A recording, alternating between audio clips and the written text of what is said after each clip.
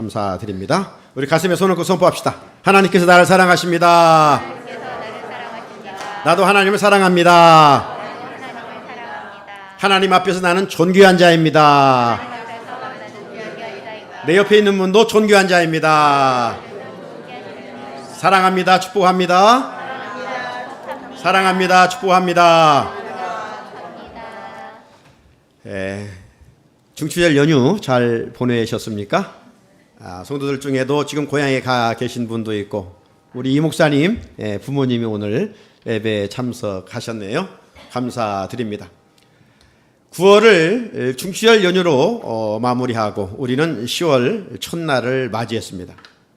장로님 기도대로 오늘은 국군의 날이죠.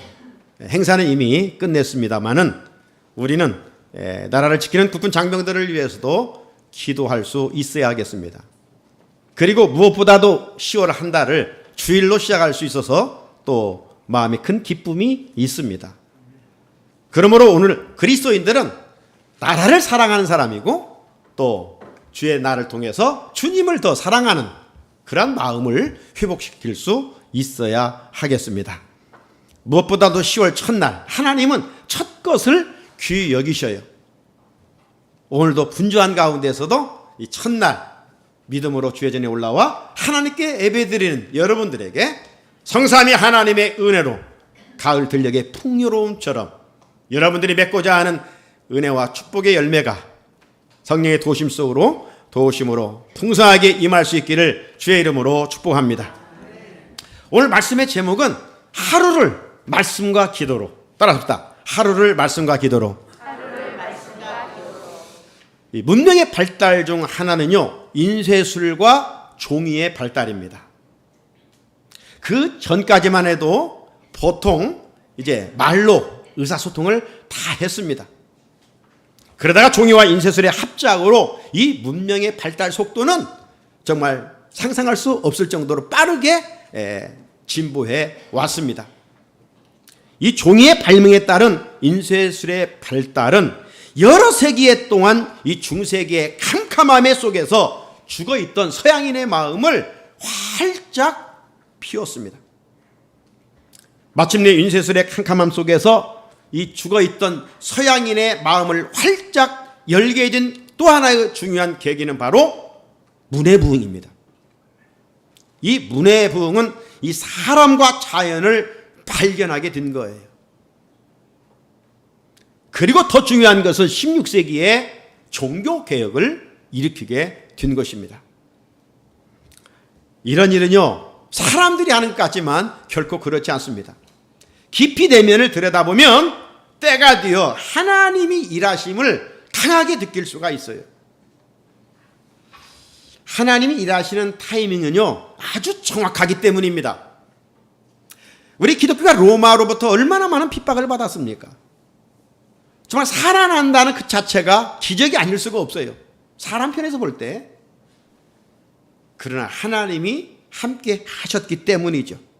오히려 기독교가 핍박을 받으면 받을수록 더 복음은 확산되었어요. 전파되었어요. 자, 그런데 이 전파되는 과정을 보게 되면 하나님이 어떤 한 시스템을 이용했느냐? 로마 제국에 발달된 교통 시스템을 이용하였어요. 그래서 우리는 흔히 뭐라고 말합니까? 모든 길은 어디를 통한다? 로마를 통한다. 로마가 가는 곳마다 길을 잘 만들어 놨어요. 그래서 그 길을 따라 복음을 전하여 빠르게 복음이 전파됐던 것을 알 수가 있습니다. 또 하나 하나님이 예비해 놓으신 것이 있는데 바로 이 구텐베르크의 인쇄술의 발명이라고 할 수가 있습니다. 우리 종교개혁자 마르틴 루터는요 모든 그리스도인이 성경 말씀을 통해 하나님과 직접 만날 수 있다고 그랬어요. 그렇게 주장을 했어요. 그런데 인쇄술의 발달이 없으니 어떻게 성경을 누구나 가질 수가 있습니까? 자, 그러지 못한 속에서 이 구텐베르크의 인쇄술의 발명은 정말 획기적인 결과를 가져오게 됐던 것이죠. 그래서 성경책 보급에 날개를 달아준 격이 되었습니다. 그래서 마틴 루터는 이런 말을 남겼어요. 인쇄는 가장 고귀하고 소중한 은총의 선물이다. 인쇄는 가장 고귀하고 소중한 은총의 선물이다. 나아가 인쇄소는 종교계에게 그러므로 중요한 한 몫을 감당하게 됐던 것입니다. 그전까지만 해도 성경책은 누구만 소유할 수 있었습니까? 교회와 또 교회 지도자들만, 성직자들만 소유할 수가 있었어요. 그러니 교인들은 성경을 읽을 수도 없었고 볼 수도 없었던 거예요. 그냥 무조건 믿으라 하니까 교황 무소설도 믿게 되었고, 또 돈만 내면 천국 간다, 이런 허무맹랑한 것도 그냥 성경에 기록된 것으로 중세 교인들이 믿었던 거예요. 95가지나 잘못된 것을 가르쳤어요. 가르쳐도 내가 성경을 볼 수 없으니까 사제들이 그렇게 말하니까 그런가 보다 하고 맹목적으로 믿었던 거예요. 이러다 보니 중세 교회는 고인물처럼 부패하고 썩을 수밖에 없었던 것이죠. 그 결과 하나님께서 이 마르틴 루터를 세우셔서 부패되고 썩어져가는 교회를 다시 살리기 위하여 이제 종교개혁을 일으키게 됐던 것이죠. 그 결과 오늘 우리에게까지 하나님의 말씀 성경을 선물로 주셨어요. 아무튼 역사의 무대에서 이 종이와 인쇄술의 발달은 엄청난 인간 문명 역사를 바꾸어 놓았습니다. 그러면서 여기까지 왔어요. 자, 그런데 오늘 우리는 21세기를 살아갑니다. 오늘 21세기는 어떻습니까? 인쇄물인 출판 사업이 사양길입니다. 책을 만들어도요, 사람들이 사보지를 않아요. 출판업계가 점점점 사라지고 있어요. 대신 뭐가 뜹니까? SNS 시대예요. 이제는 우리가 다 편지를 써도요, 손편지를 썼잖아요. 연애편지를 써도 손편지로 다 주고받았어요. 그러나 요즘 뭐 손편지 쓰는 사람이 있습니까? 거의 없어요. 자, 이제 뭐 성탄절도 연말이면 돌아옵니다만 성탄절이 되면 카드를 참 구입하거나 만들어서 참 거기에 곱게 사랑의 마음을 담아서 몇 자를 적든 편지를 써 보냈어요. 카드를 써서 보냈어요. 그런데 요즘 저도 보내지 않고 받지도 않아요. 그런 상황 시대를 우리는 살아가고 있습니다. 다 무엇을 합니까? SN 시대에 이런 새 인사라든가 우리가 지금 지내는 이런 명절에도 전부 다 무엇을 이용합니까? 핸드폰을 이용해서 다 서로 주고받습니다. 이렇다 보니 오늘날은 SNS 홍수 시대라고 할 수가 있어요. 따라서 원치 않는 메일, 카톡, 메시지 등 다양한 통로를 통해서 글도 영상도 받게 됩니다. 어떤 글은 참 감동이 되고 도전도 받고 참 유익합니다. 내 몸이 약했는데 때마침 어떤 건강 정보가 딱 카톡으로 오면 얼마나 좋은지 날개를 다는 것처럼 기분이 좋아요. 그런데 또 어떤 건 정치적 이념이 다른데도 막 보내옴으로 말미암아 마음이 상한 이들도 있어요. 그래서 서로 의견 충돌이 되고 거기에서 막 싸움을 하게 되는 일들도 있습니다. 자, 이런 SNS 홍수 시대를 달다 보니까 이제 대부분의 사람들이 하루를 무엇으로 시작하는가? 핸드폰으로 시작해요. 그죠?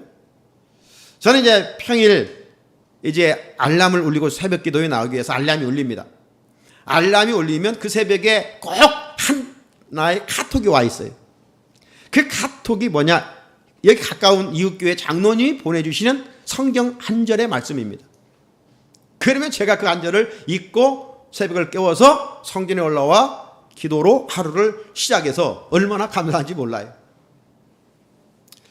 요즘 현대인들 핸드폰으로 하루를 시작하는 사람도 있을 것이고, 그래서 핸드폰에 포털 다음 네이버에 들어가서 날씨도 보고 자기가 관심 있는 기사도 읽어보고 다양하게 핸드폰과 살아가는 이들이 있습니다.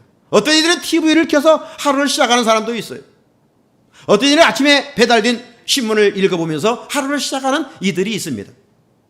다 좋은 일이고 중요한 일입니다. 하지만 우리는 가장 유익한 것을 선택하고 하루를 시작할 수 있어야 합니다. 가장 가치 있는, 가장 유익한 그것이 무엇일까? 어떻게 하는 것이 선물로 주어진 하루를 가치 있게 선용할 수 있을까?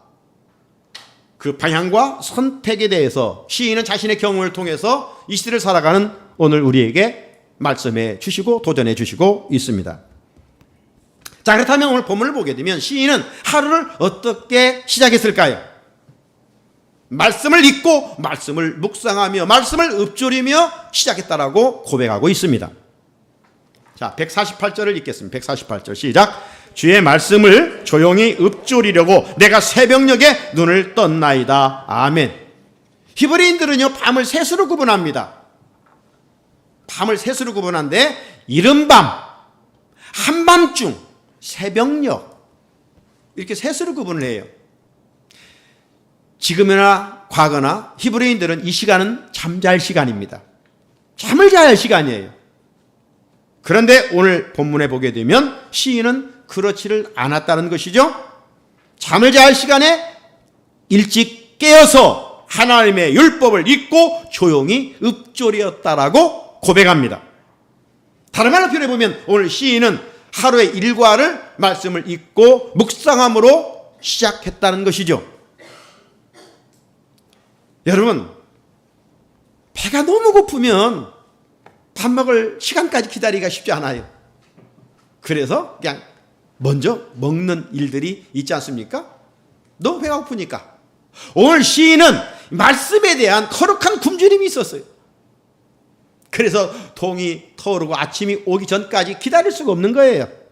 예, 하나님의 말씀이 꿀보다 꿀속보다 달게 경험했던 시인이기 때문에 육신의 양식을 찾듯이 오늘 시인은 영의 양식을 찾았어요. 그리고 자야 할 시간에 자지 않고 아침이 오기 전에 새벽녘에 일어나서 먼저 하나님의 말씀을 읽고 읊조렸다는 건 묵상하면서 하루를 시작했다는 겁니다. 사랑하는 성도 여러분, 말씀으로 시작한 하루의 삶을 헛되게 보낼 수 있을까요? 세상 방식을 앞세워 이기적인 마음으로 살아갈 수가 있을까요? 그렇지 않겠지요. 말씀으로 기도로 시작할 때 성령의 도우심으로 우리의 타락한 육신의 본능을 십자가에 못 박고 하나님의 자녀답게 그리스도인답게 살 수가 있습니다. 여러분, 왜 유대인들이 작지만 세계를 지배하고 있을까요? 왜 보이게 보이지 않게 유대인들이 전 세계에 흩어져서 지금까지 세계를 지배하고 있냐 이 말이에요. 다른 이유가 아니에요. 그들은 먼저 일어나 하나님의 율법, 하나님의 말씀을 읽고 묵상하는 능력을 소유하고 살기 때문입니다. 그러니까 말씀은 지혜를 주심으로 세상의 지식과는 차원이 다른 지혜로움으로 그들은 모든 부분에 앞장설 수가 있는 거예요. 그들은 가장 좋은 습관을 가지고 살아가는 민족이에요. 어찌 하나님께서 그런 백성들을 외면할 수가 있겠습니까? 모세를 이어 이스라엘 백성들을 이끌고 가나안 땅으로 가던 지도자 여호수아에게 하나님께서 말씀하신 약속이 있습니다. 여호수아 1장 8절인데요. 이 율법책을 네 입에서 떠나지 말게 하며 주야로 그것을 묵상하여 그 안에 기록된 대로 다 지켜 행하라. 그리하면 네 길이 평탄하게 될 것이며 네가 형통하리라. 우리는 형통하기를 원해요. 평탄하기를 원해요. 그것만 원하지 앞에 수식하고 있는 말씀은 나와 상관이 없어요. 이게 기복주의 신앙이에요. 여기에 형통과 평탄의 그 대전제가 뭡니까? 네 입에서 하나님의 말씀을 떠나지 말게 하라는 겁니다. 그 말씀을 늘 묵상하는 거예요. 사랑하는 사람은 생각하게 되어 있어요. 그렇죠? 자나깨나 생각해요. 우리가 주님을 사랑한다면 그분의 말씀을 사랑하는 것이고 그분의 말씀을 묵상하면서 신에게 되는 것입니다. 동일한 말씀이 시편 1편 1절과 2절에 있지요. 2절 3절에 있습니다. 오직 여호와의 율법을 즐거워하여 그 율법을 주야로 묵상하는다. 그는 시냇가에 심은 나무가 시절을 따라 열매를 맺으며 철을 따라 열매를 맺으며 그 잎사귀가 마르지 아니한 같으니 그가 하는 모든 일이 다 형통하리로다. 말씀을 사랑하는 자에게 하나님이 앞장서 가신다는 거예요. 말씀 묵상과 더불어 하루를 시작하는 이들에게 주신 약속은 그가 하는 모든 일이 다 형통하리로다. 형통하니까 문제가 없다는 게 아닙니다. 질병에 걸리지 않는다는 말이 아닙니다. 사고가 나지 않는다는 것이 아닙니다. 그 자리에서 낙심하지 않고 일어날 수 있다는 겁니다. 그 고난을 통해서 생생하게 살아계신 하나님을 만날 수 있다는 겁니다. 인간의 말이 아닌 하나님의 말씀입니다. 이제 우리도 시인처럼 아침에 일어나 말씀 한 절을 한 절을 읽고 묵상하고 하루를 살아갈 때 주님이 함께 하심으로 10월 한 달도 승리하게 될 줄로 믿습니다. 여러분, 긴 가뭄이 찾아오면 흐르던 물줄기가 메말라 버려요. 멈춰버려요. 그런데 깊은 산에 가보면 어디선가 물줄기가 흐르는 소리가 들립니다. 제가 매번 1년에 몇 번씩 가는 기도원도 마찬가지예요. 산에 올라가 보면 물줄기가 흐르고 있어요. 자, 이처럼 오늘 본문을 깊이 들여다보면 그리고 들어보면 시인의 부르짖는 기도의 소리가 내 귓전에 막 크게 들려옵니다. 자, 145절에 내가 전심으로 부르짖었사오니, 146절에도 내가 주께 부르짖었사오니, 141절에도 내가 날이 밝기 전에 부르짖으며, 그리고 149절에도 주의 인자하심을 따라 내 소리를 들으소서. 계속 이 시인에게 기도의 물줄기가 멈추지 않고 흐르고 있고 기도 소리가 울려 퍼짐으로 읽는 독자로 하여금 그의 귀에 여호와의 시인의 그 기도 소리가 들려오고 있어요. 자, 그런데 여러 말씀 중에 147절에 보니까 시인은 언제 기도했다고요? 내가 날이 밝기 전에 부르짖으며, 날이 밝기 전에 부르짖으며, 하루 일과를 시작하기 전에 시인은 말씀을 읽고 말씀을 묵상하고 그 말씀을 붙들고 기도했다는 거예요. 이 시대 온실에 자란 연약한 믿음을 소유한 우리들에게 큰 도전을 주는 하나님의 음성이 아닐까요? 신앙의 야성을 점점 잃어가는 오늘의 현실 속에서 그리스도인의 능력 있는 제자로 살아가라는 하나님의 음성이 아니냐, 이 말씀이에요. 지난 8월 7일 월요일인데요, 제가 대전에 내려갔습니다. 대전에 내려간 이유는 군대 생활을 함께 했던 5명의 그 전우들과 더불어서 당시 군인교회에 우리를 지도했던 목사님을 40년 만에 만나기 위함이었습니다. 40년 만에. 자, 이야기를 하다 보니까 저 군인 중에 제일 잘생긴 사람이 저라고 생각하면 돼. 40년 만에 만났는데, 그런 이제 이야기 하다 보니까 목사님이 군대 시절 나이가 32살이었더라고요. 군목이. 그리고 이제 40년이 흐르니까 지금 72세 은퇴를 하셨어요. 고신측 목사님입니다. 우리 통합측 출신인데.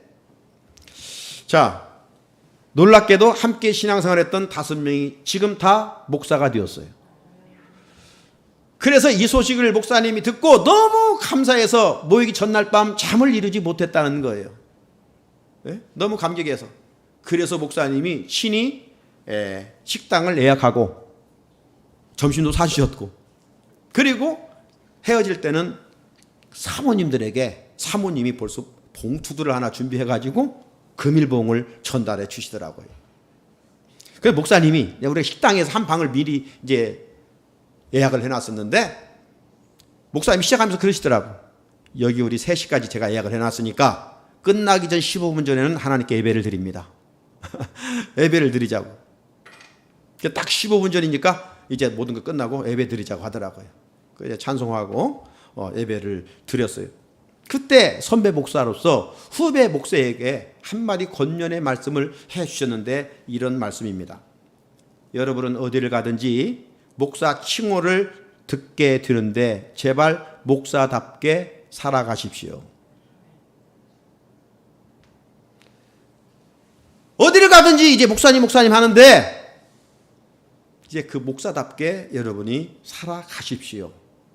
먼저 목회를 했던 선배 목사님의 부탁 권면이었습니다. 은퇴하신 목사님이었지만 지금도 영성이 얼마나 건강하신지 감동을 받았어요. 왜 그런 부탁을 하셨을까요? 오늘날 목사는 많은데 목사다운 목사가 없고, 다른 말로 표현해보면 성도들은 많은데 성도다운 성도가 없기 때문은 아닐까요? 신앙의 야성을 잃어버렸어요. 모양은 그럴싸해요. 사랑하는 성도 여러분, 어디를 가든지, 여러분 식당을 가든 어디 야유를 가든 장로님, 권사님, 집사님 뭐 다 그리스도인들 같아. 그럴 때 보면 이렇게 만연한 시대입니다. 자, 이런 시대에 어떻게 직분을 맡은 자답게 부끄럽지 않게 살아갈 수 있느냐, 이 말이죠. 어떻게 세상에 살면서 이웃 사람들에게 선한 영향력을 끼치며 살 수 있느냐, 이 말이죠. 주일에 한번 예배 참석한 것으로는 가능하지 않습니다. 주일에 한번 지키는 것으로는 불가능합니다. 종교 생활로는 오히려 하나님 영광 가리워요. 본문의 주인공 시인처럼 하루를 경건 생활로, 말씀과 기도로 무장하여 하나님의 은혜를 잊고 성령의 도우심 속에서 살아갈 수 있어야 합니다. 그러면 고난 중에 낙심하지 않고요, 실패해도 또 일어날 수가 있습니다. 환경 때문에 두려움에 갇혀 있지 않고 악한 세상에 물들어 살지 않고 하나님의 자녀답게 당당하게 하나님이 없다는 자들에게 하나님이 살아계심을 보여주며 증거하며 나타내며 살아갈 수가 있습니다. 이렇게 멋지게 산 한 사람이 있는데 다윗입니다. 다윗의 삶은 고난의 연속이었습니다. 늘 쫓기는 삶을 살았습니다. 사울왕으로부터 군대를 동원하여 쫓기는 삶을 살았습니다. 그런데도요, 그는 완전 넘어지지를 않았습니다.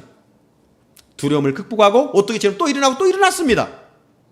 그 비결이 무엇이었을까요? 그 비결은 다른 것이 아니라 다윗이 하루를 시작할 때마다 기도와 찬양으로, 말씀으로 시작하였기 때문입니다. 그래서 땅에서 주어지는 도움이 아니라 위로부터 주시는 하나님의 도움을 잊고 살았기 때문입니다. 시편 108편 2절에 비파야 수금아 깰지어다 내가 새벽을 깨우리로다. 다윗은 새벽을 깨우는 자였어요. 동일한 말씀이 시편 57편 8절에도 있는데요. 내 영광아 깰지어다 비파야 수금아 깰지어다 내가 새벽을 깨우리로다. 다윗은 고난 중에도 새벽을 깨워 찬송하면서 하루를 시작했습니다. 마침내 그런 다윗을 하나님이 주목하시고 왕으로 높이 세워주셨습니다. 하나님께 선물로 주신 하루하루를 어떻게 살고 싶습니까? 10월을 또 시작합니다. 2023년도 3개월밖에 남지 않았습니다. 하루하루를 어떻게 살아가고 싶습니까? 그 물음 이전에 이제까지 어떻게 살아오셨습니까? 오늘 말씀을 들으면서 방향을 바로 설정할 수 있어야 합니다. 이제 어떻게 살겠습니까? 말씀과 기도로 살아야 합니다. 우리가 말씀과 기도와 찬송으로 살아간다는 것은 무엇을 의미할까요? 내 힘이 아닌 하나님이신 힘, 성령의 권세와 능력으로 살겠다는 겸손한 고백입니다. 우리는 지금 마지막 때를 살고 있습니다. 그렇게 더욱 경건 생활에 힘써야 됩니다. 우리가 왜 말씀을 가까이 하고 왜 기도로 하루를 시작해야 됩니까? 경건 생활의 테마는 서서히 하나님으로부터 멀어지기 때문입니다. 150절을 보니까 악을 따르는 자들이 가까이 와 싸우니 그들은 주의 법에서 머니이다. 주의 법에서 머니이다. 왜 악을 따르게 됐다고 말합니까? 주의 법에서 멀어졌기 때문에, 말씀 없이 하루를 시작하기 때문에. 여러분, 하나님도 믿지 않고 말씀 없이 살면 거기서 파생되는 것은요, 죄밖에 없어요. 우리는 타락한 아담의 DNA가 충만하기 때문입니다. 그렇기 때문에 이기적이에요. 나밖에 몰라요. 그래서 죄를 이기기 위해서는 하루를 말씀과 기도로 시작해야 합니다. 예수님은 비유를 통해 지난번도 말씀드린 것처럼 마지막 때의 양극화 현상을 말씀하셨습니다. 하나님께 가까이 가면 더 가까이 가고 하나님부터 멀어지냐는 더 멀어진다고 그랬어요. 말씀대로 살려고 애쓰는 성도가 있는 것 반면에 말씀은, 내 삶은 따로 국밥처럼, 그래서 세속화되는 사람이 많다는 것이죠. 오늘 내 모습은 어떻습니까? 누구를 말하자는 게 아니에요. 오늘 내 모습, 하나님 앞에서 내 모습은 어떻느냐? 말씀이 내 삶의 중심축이 되고 있습니까? 그렇지 아니하면 세상 타락한 문화에 젖어 살아가게 됩니다. 하나님이냐 바알이냐, 하나님이냐 물질이냐, 선택은 내 자유, 내 마음이지만 그 선택의 결정은 영원히 사느냐 영원히 죽느냐입니다. 우리를 영원토록 견고하게 세우는 것은 바로 하나님의 말씀인 줄로 믿습니다. 시인은 이 사실을 알고 믿었습니다. 152절, 내가 전부터 주의 증거들을 알고 있었으므로 주께서 영원히 세우신 것인 줄을 알았나이다. 그렇게 시인은 하루를 기도 말씀으로 살았습니다. 하나님은 오늘도 이런 자들을 향해 얼굴을 비춰주시고 은혜와 평강의 복을 내려주십니다. 여러분, 세상에서 버림받았을지라도 무명의 사람으로 살아간다 할지라도 말씀으로 시작하면 하나님이 그 인생을 복 주시고 사람들 앞에서 높여주시는 것을 볼 수가 있습니다. 지난 8월 10일에 조선일보에 나온 한 기사입니다. 주인공은 미 프로야구 필라델피아 필리스 우완투수 마이클 로렌젠입니다. 이 선수 생애 첫 노히트 노런을 했어요. 이 로렌젠은 2015년 신시내티 레즈 유니폼을 입고 데뷔해서 별로 실력이 없었던 그런 선수입니다. 통산 성적이 37승 36패예요. 50% 이기고 50% 졌던 그런 선수예요. 금년에도 6승 7패, 방어율 3.48이었어요. 별 볼 일 없는 그런 투수예요. 그러니까 로렌젠은 지난 10일 워싱턴 내셔널스 홈 경기 선발 등판에 9이닝 동안 124개 공을 던져서 단 하나의 안타도 허용하지 않고 무실점 완봉승을 거뒀어요. 올 시즌 메이저리그 노히터가 나온 것은 4번째고 필리스 소속 선수로는 역대 14번째 노히터를 맛본 선수가 됐다고 합니다.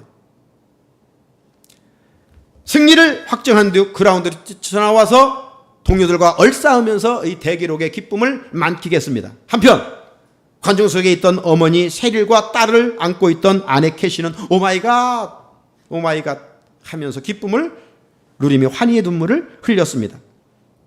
자, 그런데 일반 신문인데 거기에 뭐라고 되어 있느냐? 로렌젠은 어린 시절 술과 마약에 절어 살던 부모 밑에서 중고교 시절 마약에 손을 댄 이력이 있습니다. 그러다가 17세에 뒷부분인데요. 그러다가 17세에 성경을 읽게 되면서 그 인생이 바뀌었습니다. 로렌젠은 기독교인이 되면서부터 마약에서 완전히 손을 떼었고 오직 야구에만 집중하면서 실력이 늘어났다라고 간증하고 있습니다. 사랑하는 성도 여러분, 말씀은 이처럼 변질될 사람을 바르게 견고하게 세워가는 줄로 믿습니다. 말씀은 유한한 존재를 영원한 존재로 변화시켜 주십니다. 우리는 지금 SNS, 소셜 네트워크 서비스 시대를 살아갑니다. 그러므로 이 볼 것도 많고 들을 것도 너무나 많이 있어요. 그런 것들이 우리를 유혹합니다. 이런 환경에서 하나님께서 선물로 주신 이 하루를 어떻게 시작하고 싶습니까? 시인처럼 하루를 말씀과 기도로 시작하는 좋은 습관을 갖고 사시기를 바랍니다. 그러면 하나님께서 내 인생에 찾아와 주시고 개입해 주시고 그런 은혜를 통해서 승리하게 해 주실 줄로 믿습니다. 말씀 듣는 우리 모두 가운데 이 은혜가 있기를 주의 이름으로 축복합니다. 하나님 아버지 감사합니다. 오늘도 우리의 마음의 문을 열고 귀를 열어 주의 음성을 듣게 해주시니 감사합니다. 오늘 우리가 하루를 살아가는 이 하루는 아무나 선물로 받는 하루가 아닙니다. 그럼에도 불구하고 하나님은 우리에게 또 하루를 허락해 주셨습니다. 내일은